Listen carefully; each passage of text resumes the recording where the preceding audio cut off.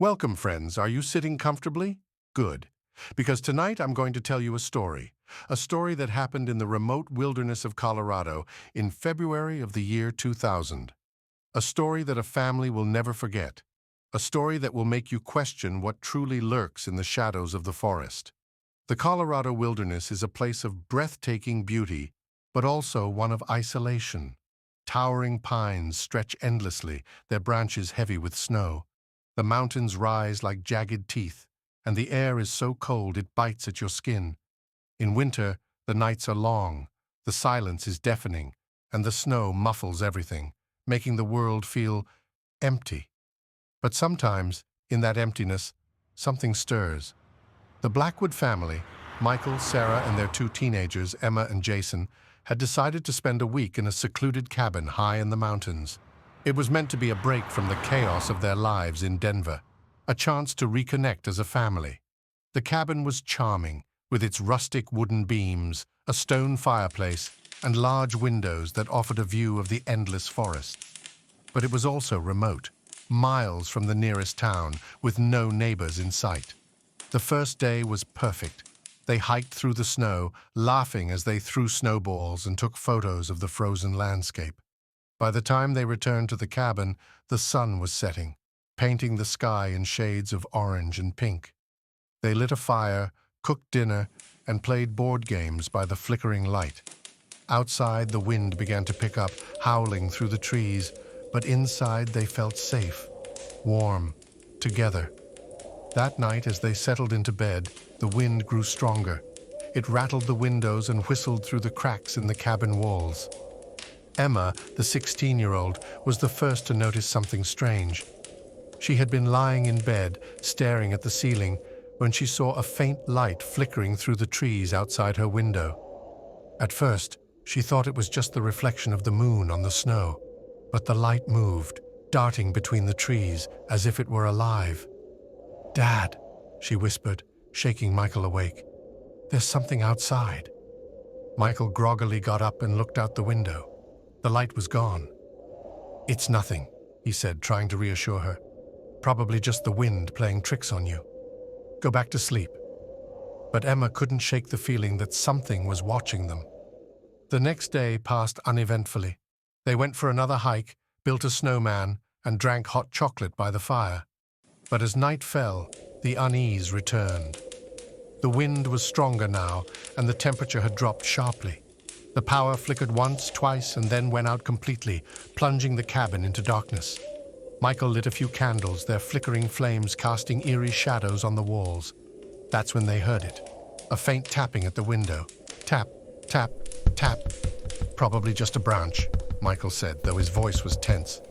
He went to the window and peered out into the darkness. There was nothing there. No branches close enough to touch the glass. Just the endless expanse of snow and trees.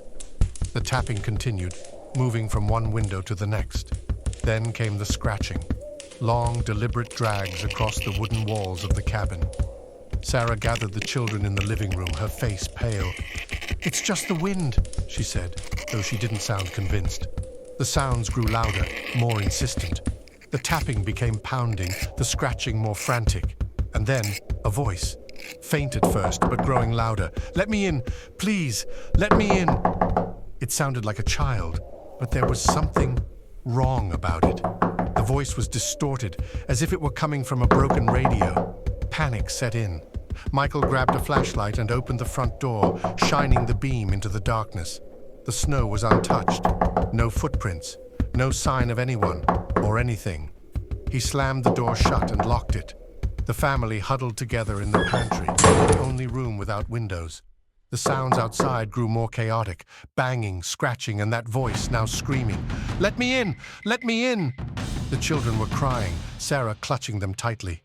Michael held a kitchen knife, though he knew it would be useless against whatever was out there. The night dragged on, each minute feeling like an eternity. The candle burned low, casting the pantry in near darkness.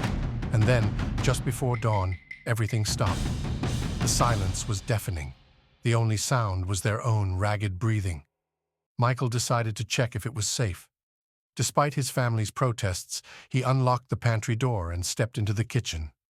Sunlight streamed through the windows, blinding him for a moment. The cabin was freezing, frost coating the inside of the glass. He took a step forward, and that's when it happened. A loud knock at the front door. The children screamed, and Michael's heart raced. He told his family to stay in the pantry and locked the door behind them. Slowly, he approached the front door and opened it. Standing on the porch was Tom, the elderly caretaker of the cabin. "Morning," Tom said, his breath visible in the icy air. "Just came to check on you after the storm last night. Say, did you folks have a party or something?" Michael stared at him, confused. "What do you mean?"